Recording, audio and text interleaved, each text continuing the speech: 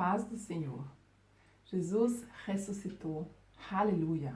Hoje é Páscoa, um dia de grande alegria, um dia onde podemos comemorar a grande vitória de Jesus. Ele morreu, mas a morte não pôde o reter. A morte teve que o soltar. Ele ressuscitou. Então eu quero começar essa pregação com o relato da ressurreição que é contado no Evangelho de Mateus 28, versículo 1 a 7. Na realidade, não é um relato como ele ressuscitou, porque nenhum homem, nenhum olho humano pôde ver, mas como os seus discípulos perceberam que ele tinha ressuscitado. Vamos ler a ressurreição de acordo com o Evangelho de Mateus 28, versículo 1 a 7. E no fim do sábado, quando já despontava o primeiro dia da semana, Maria Madalena e a outra Maria foram ver o sepulcro. E eis que houvera um grande terremoto, porque um anjo do Senhor, descendo do céu, chegou, removendo a pedra, e sentou-se sobre ela. E o seu aspecto era como um relâmpago, e o seu vestido branco como neve. E os guardas, com medo dele, ficaram muito assombrados e como mortos. Mas o anjo, respondendo, disse às mulheres: Não tenhas medo, pois eu sei que buscai a Jesus, que foi crucificado. Mas ele não está aqui, porque já ressuscitou. Como havia dito: Vinde, vede o lugar onde o Senhor jazia. E depois, imediatamente, dizei aos seus discípulos que já ressuscitou dos mortos. E eis que ele vai adiante de vós para a Galileia, ali o vereis. Eis que eu vou-lo tenho dito. Que glória! Ninguém viu Jesus ressuscitar, ele não precisou tirar a pedra, ele ressuscitou direto, pôde transpassar a pedra. Mas para que os seus discípulos pudessem ver que ele não estava mais ali, o anjo tinha que vir e tirar a pedra. E olha, foi com muita glória. Ele era visto como um relâmpago e os guardas caíram como mortos. Quando Jesus ressuscitou, foi uma coisa de muito poder. Algo extraordinário. Jesus, que é a vida, que criou todo o céu e a terra junto com o Pai, ele ressuscitou. Então, a coisa era tremenda. E como eu já falei, a morte não pôde o reter. Jesus tinha que ressuscitar. Ele só morreu porque ele entregou a sua vida. Ele disse: ninguém tira a minha vida. Eu estou deixando a minha vida por vocês. De livre, espontânea vontade, estou deixando. Então, a morte não pôde o reter. Porque Jesus, pelo contrário, venceu a morte. E eu quero ler com vocês uns versículos de 1 Coríntios 15, que falam sobre essa vitória de Jesus sobre o poder da morte. 1 Coríntios 15,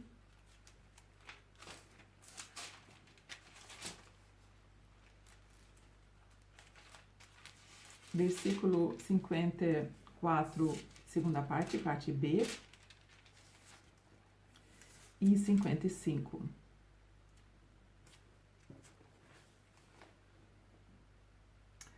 Tragada foi a morte na vitória. Onde está, ó morte, o teu agulhão? Me perdoa, vou ler de novo. Onde está, ó morte, o teu agulhão? Onde está, ó inferno, a tua vitória? Onde está? Não tem vitória. Ora, o agulhão da morte é o pecado, e a força do pecado é a lei. Então, Jesus venceu a morte completamente, derrotou. Porque Jesus, ele é a própria vida. Lemos em João, Evangelho de João, capítulo 1, versículo 4, lemos: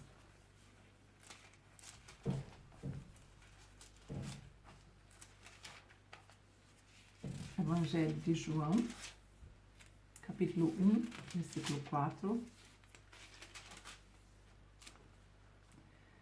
Nele estava a vida, e a vida era a luz dos homens. Aqui lemos que nele estava a vida naquele momento que Jesus viveu nessa terra, mas eu quero dizer hoje, nele está a vida, porque Jesus é o mesmo, ontem, hoje e eternamente. Então, ele é a vida. Nele está a vida, nele não há morte. Ele é a vida. E ele é a luz do mundo. E é tão glorioso que ele ressuscitou e demonstrou o seu poder sobre a morte. João 11, lemos a história na qual ele encontra Marta, a irmã de Lázaro, que tinha morrido, e ele fala com ela e ela tem uma fé, pensa, sim, Jesus, eu sei que o meu irmão vai ressuscitar naquele dia, mas Jesus fala para ela que não vai ser naquele dia, mas que é bom dela, que ela crê hoje. E eu quero ler João 11, versículo 25. E disse Jesus: eu sou a ressurreição e a vida. Quem crê em mim, ainda que está morto, viverá. Jesus é a ressurreição e a vida. É dele, um aspecto dele, ele é a vida. E a morte não pôde o reter. Que grande vitória, que triunfo quando Jesus ressuscitou. E quando ele ressuscitou, ele quebrou o poder do pecado. Porque ele agiu perdão dos pecados. Por isso ele quebrou o poder do pecado. Romanos 5, a partir do versículo 12, são vários versículos, então não vou ler agora, mas se você quer ler Romanos 5, a partir do versículo 12, lemos como Jesus quebrou o poder do pecado. Jesus, então, venceu o poder do pecado com a sua morte e ressurreição. Ele venceu contra a morte, né? E 1 Coríntios 15, versículo 54, que acabamos de ler, podíamos ver que ele venceu pecado e morte. Ele venceu. Morte e pecado não pode mais governar sobre pessoas que pertencem a Jesus, porque ele já venceu. Também João 16, versículo 11, lemos que ele venceu contra Satanás. Naquele momento, Satanás perdeu o poder sobre esse mundo. Ele tinha poder por causa do pecado. E aqui lemos João 16, versículo 11.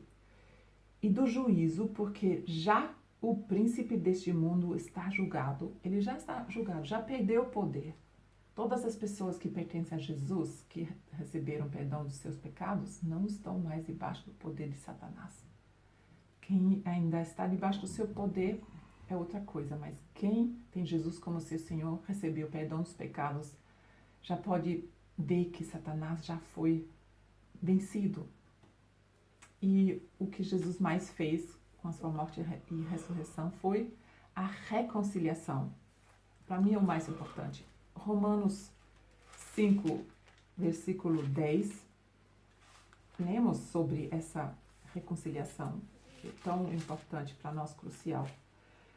Aqui, porque se nós, sendo inimigos, fomos reconciliados com Deus pela morte do seu Filho, muito mais, estando já reconciliados, seremos salvos pela sua vida. Fomos reconciliados e por isso não precisamos ter dúvidas. Somos salvos através do sacrifício e da ressurreição de Jesus. Essa é a mensagem da Páscoa. Nós podemos nos alegrar. Naquele momento, Jesus venceu completamente. E com a sua ressurreição começou uma nova era. Começou agora a era das nações, como a Bíblia fala. Não é mais a era de Israel, mas a era das nações. É a era onde salvação tem que ser pregado. A salvação tem que ser pregada até os fins do mundo. E esse tempo só vai terminar quando Jesus voltará. No momento que ele volta, estamos vivendo essa fase. É um tempo entre tempos.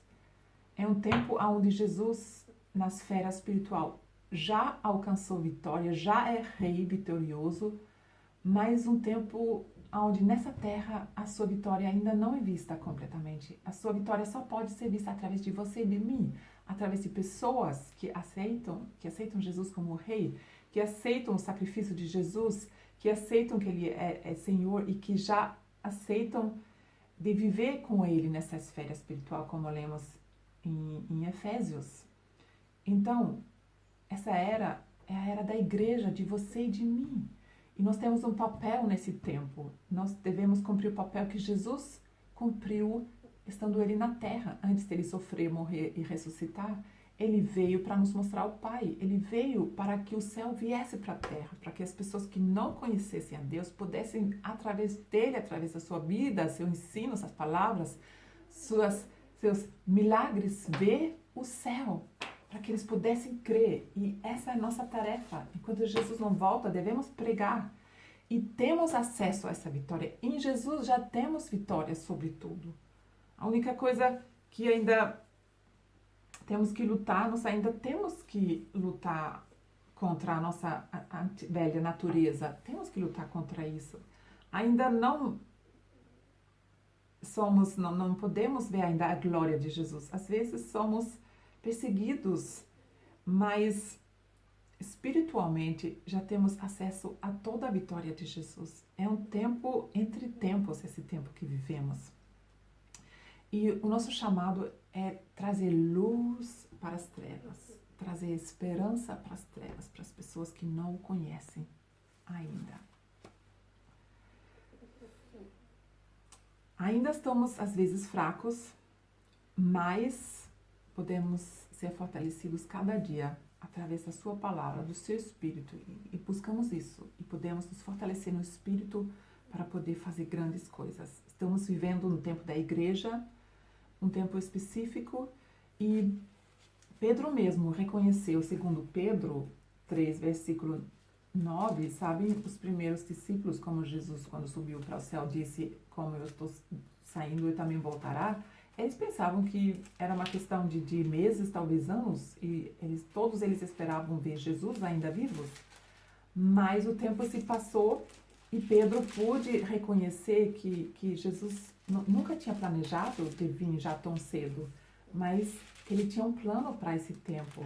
Então ele fala para as pessoas na sua epístola, ele fala: olha, Deus não mudou de ideia, Jesus não está tardando, não mudou de ideia, eu vou vir e depois eu penso, não, vou vir depois ou não venho mais.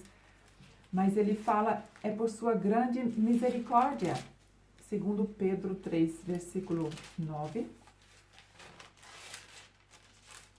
Ele fala: o Senhor não retarda a sua promessa, ainda que alguns a tenham por tardia, mas é longânimo para conosco, não querendo que alguns se percam, senão que todos venham a arrepender-se. Essa é a vontade de Deus. Deus quer que todos se arrependem, por isso Ele está dando tempo. Mas Ele vai voltar. E quando Ele for voltar, a vitória que Ele já conquistou na cruz, que no céu já é completamente em ação, vai ser vista também aqui nessa terra. E quando Ele vai voltar, esse tempo vai ter um fim. E alguns profetas, e eu inclusive penso que essa crise do corona é uma das dores da volta de Jesus, porque Jesus compara a sua volta como um parto. Né? Um parto é algo positivo, todo mundo quer ver o bebê nascer, ninguém quer que o bebê fique dentro do ventre da mãe, não. O propósito é que a criança saia, mas ninguém se alegra com as dores do parto. E às vezes a igreja só olha para essas dores e não vê que o que há de nascer, o reino de Deus, tão glorioso, é algo tão maravilhoso. Então não vamos ficar com medo, mas aceitamos, talvez é uma dor, mas o que vem é glorioso. Mas vamos aproveitar esse tempo máximo para salvar máximo pessoas. Porque quando Jesus ressuscitou, toda a obra de salvação já foi completa. Ele diz, está consumido. João 19, 30. A obra já foi feita perfeita. Todo mundo pode ser reconciliado. Todo mundo pode receber perdão. Todo mundo pode se tornar filho de Deus. E com isso ter a promessa de uma vida com Deus. Isso é tão maravilhoso. Mas também é bom saber, lembrar nessa Páscoa que chegará o tempo que Jesus vai voltar e a sua vitória vai ser vista por todo mundo.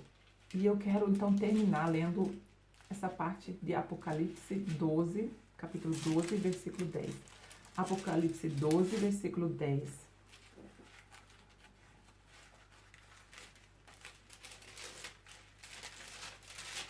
Já podemos ver um pouco uma cena no céu que há de acontecer.